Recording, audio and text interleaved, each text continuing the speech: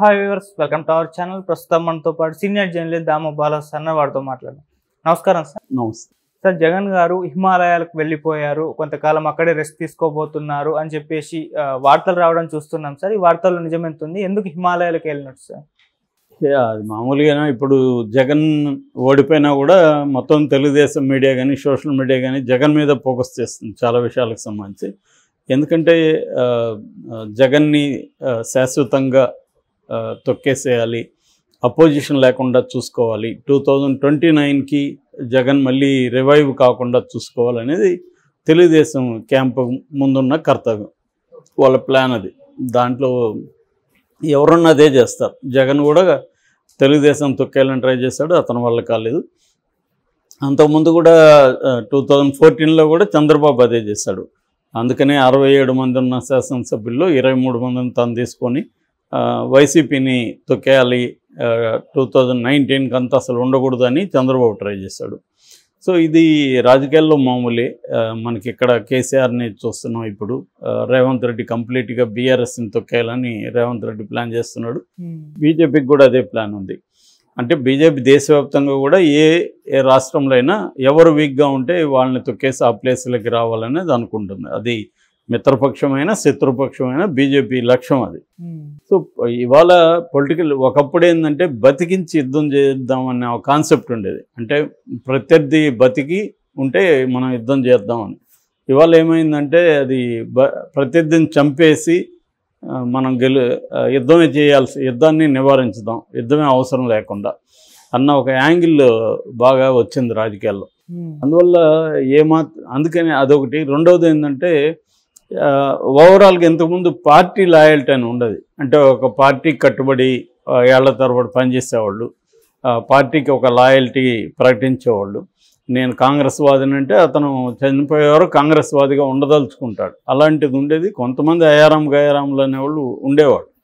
కానీ ఓవరాల్గా చూస్తే పార్టీ లాయల్టీ అనేది ఉంది. ఇవాళ పార్టీ లాయల్టీ లేదు, ఐడియాలజీ లాయల్టీ లేదు, ఏ రకమైన లాయల్టీ లేదు. ఓన్లీ పవర్ లాయల్టీ ఉంది. అధికారం అనేది తప్ప ఇంకా వేరే రకమైన రాయల్టీ ఏ పార్టీకి కూడా లేదు. చాలామంది బీజేపీకి సిద్ధాంతాలు అవి అంటారు, కానీ మీరు జాగ్రత్తగా గమనిస్తే బీజేపీకి కూడా ఏం సిద్ధాంతాలు లేవు. అధికారమే ఇంపార్టెంట్.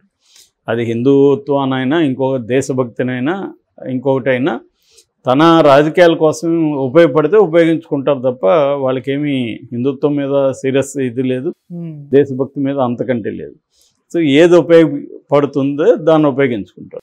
సో ఇటువంటి కాంటెక్స్లో ఇప్పుడు వైసీపీని తొక్కేయడానికి తెలుగుదేశం మల్టీఫోల్డ్ అప్రోచ్తో పనిచేస్తుంది. అంటే కేసులు పెట్టి వాళ్ళని ఇబ్బంది పెట్టడం, కొంతమంది పొగబెట్టి వాళ్ళని బయటికి వేరే పార్టీలోకి వెళ్ళేట్టుగా చేయడం, సో మిగతా జగన్ని వీళ్ళని జైలుకి పెట్టడం, అట్లాగే వైసీపీలో డైనమిక్గా యాక్టివ్గా పనిచేసిన లీడర్లని ఐడెంటిఫై చేసి వాళ్ళ మీద కేసులు పెట్టేసి వాళ్ళని ఇబ్బందులకు గురి చేయడం, జైలుకి పంపించడం, ఇబ్బందులకు గురి చేయడం. ఆల్రెడీ పిన్నెల్లిని జైల్లో పెట్టారు.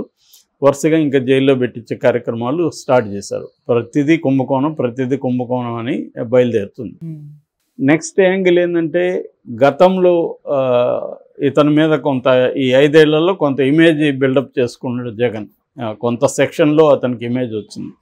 ముఖ్యంగా ఎడ్యుకేషన్, హెల్త్, పూర్ పీపుల్కి పథకాలు ఇవ్వడం, ఇటువంటి వాటిలో అతనికి ఇమేజ్ వస్తుంది. ఆ ఇమేజ్ని కంప్లీట్గా నాశనం చేయడం, ఇమేజ్ని బ్రేక్ దెబ్బ కొట్టడం అనేది, డ్యామేజ్ చేయడం అనేది చేస్తున్నప్పుడు వ్యక్తిగతంగా కూడా అతను ఇంతకుముందు కూడా అతను వాళ్ళ నాన్నతో మాట్లాడతాడంట, గది లోపలికి వెళ్ళిపోయి ఏదో చేస్తాడంట, అతనికి మెంటల్ ప్రాబ్లమ్స్ ఉండి లండన్లో పోయి మెడికేషన్ తీసుకుంటాడు. ఇలాంటివంతా ప్రచారం చేసింది తెలుగుదేశం మీడియా. సో అదే క్రమంలో ఇప్పుడు ఏం చేస్తుందంటే రకరకాల ఊహాగానాలు, పార్టీని తీసుకెళ్ళి కాంగ్రెస్లో కలిపేస్తున్నాడు, అక్కడ బెంగళూరు ప్యాలెస్లో కూర్చున్నాడు, అక్కడ వెళ్ళి వీళ్ళోళ్ళే జగన్ సైకోని స్లోగన్స్ ఇచ్చారు. ఇలా రోజుకొకటి జగన్ మీద తీసుకొస్తుంది. సో దీనివల్ల జగన్కి ఎంత నష్టం అనేది పక్కన పెడితే జగన్ ఇంకా బలవంతుడిగానే ఉన్నట్టున్నాడు అని జనంలోకి వీళ్ళే తీసుకెళ్తున్నట్టు ఉంది. నిజానికి జగన్ సైలెంట్గా ఉన్నాడు. ఒక 3 నెలలు 6 నెలలు చూద్దాం అన్నట్టుగా తను సమీక్షలు జరుపుకుంటున్నాడు యాక్చువల్గా.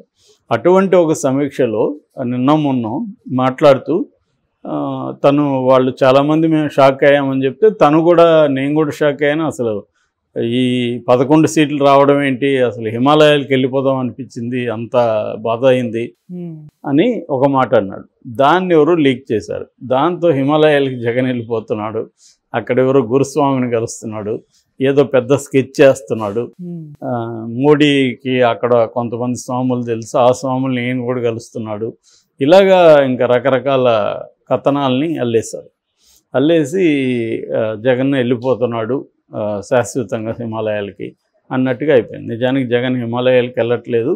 అతను ఏమన్నాడంటే ఓడిపోయినప్పుడు నాకు వైరాగ్యం వచ్చింది, హిమాలయాలకు పారిపోదాం అనిపించింది అనేది అన్నాడు. ఎందుకన్నాడంటే తనకి నమ్మకం ఉన్నింది. ఎందుకని 4-5 రకాల సర్వేలు చేశాడు, సర్వేలు అన్నింటిలో కూడా తను గెలుస్తాడనేది గ్యారంటీగా ఉన్నింది.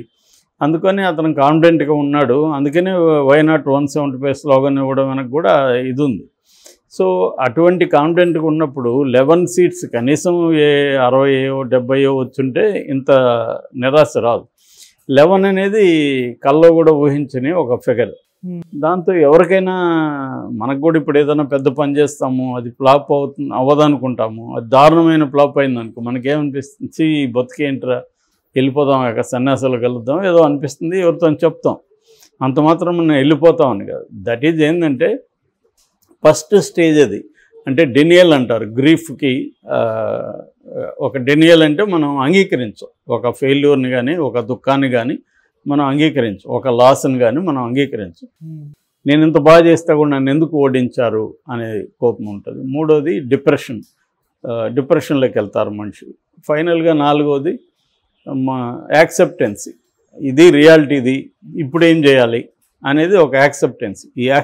ఈ స్టేజెస్ ప్రతి మనిషికి కూడా ఏదో ఒక రూపంలో ఫేస్ చేస్తారు. ఒక పెద్ద లాస్ వచ్చినా, ఫెయిల్యూర్ వచ్చినా. జగన్ కూడా ఫస్ట్ ఆ స్టేజ్ అయితే ఏదవుతుందో డెనియల్, ఇది అసలు నేను ఒప్పుకోను, ఇది చంద్రబాబు ఏదో చేశాడు, లేకపోతే ఇన్ని సీట్లు రావడం ఏంటి అనే ఫేజు. దాని తర్వాత డిప్రెషను, ఎక్కడన్నా పారిపోదాం అనిపించింది, లేకపోతే ఇది. దాని తర్వాత యాంగరు, ఇవన్నీ వచ్చి ఫైనల్గా ఇప్పుడు యాక్సెప్ట్ చేస్తున్న దశలో ఉన్నాడు. సో యాక్సెప్ట్ చేసి రియలిస్టిక్గా అసలు మన వైపు నుంచి చంద్రబాబు ఏం చేశాడో పక్కన పెడితే, మన వైపు నుంచి ఏం తప్పులు జరిగాయి, ప్రజలు ఎందుకు మనకి ఓట్లు వేయలేదు అనేది అతను సమీక్ష చేస్తున్నాడు. తను కొన్ని గుర్తిస్తాడు, ఇతరులు ఏమేమి అనుకుంటున్నారు, గ్రౌండ్ లెవెల్లో పార్టీ నాయకులు ఎవరెవరు ఏమేమి అనుకుంటున్నారు అనేది అతను వింటున్నాడు, చర్చిస్తున్నాడు. ఆ క్రమంలో అతను ఏమన్నా అంటే నాకు 11 చూసినప్పుడు హిమాలయాలకు వెళ్ళిపోవాలనిపించింది, తర్వాత ఓటు పర్సంటేజ్ చూసినప్పుడు దాదాపు 40% ఓట్ షేర్ ఉంది, అది చూసి నాకు ధైర్యం వచ్చింది. 40% ప్రజలు మనతో ఉన్నారంటే మనం ఈ 40% ప్రజల కోసం పనిచేయాలి ఖచ్చితంగా, వాళ్ళు మన మీద నమ్మకం పెట్టుకొని ఉన్నారు అనేది నాకు అప్పుడు అనిపించింది. సో నాకే అలా అనిపించిందంటే మీ పరిస్థితి నేను అర్థం చేసుకోగలను. దాని నుంచి బయటపడ్డాను, మీరు బయటపడండి, మనం మళ్ళీ పనిచేద్దాం, మనకి 40% ప్రజలు ఓట్లు వేశారు అనేది అతను ధైర్యం చెప్పడానికి ఇవన్నీ చెప్పాడు. అంటే మీరు ఒకరే కాదు, నేను కూడా ఇలా ఫీల్ అయ్యాను అని చెప్పడానికి.